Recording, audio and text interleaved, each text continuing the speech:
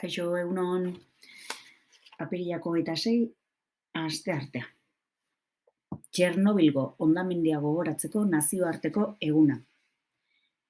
Gaurko egunez, duela 95 urte, 1937ko apirilaren 26an, Gernika bonbardatu zuten. Alemania naziko Kondor legioak eta Italia faxistako abiazionen legionaria abiazioak burutu zuten sarraskia.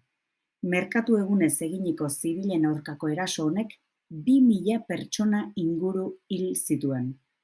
Pablo Picassok bonbardaketan oinarrituz eginiko Gernika kuadroak gertaera nazioartean zabaltzen lagundu zuen.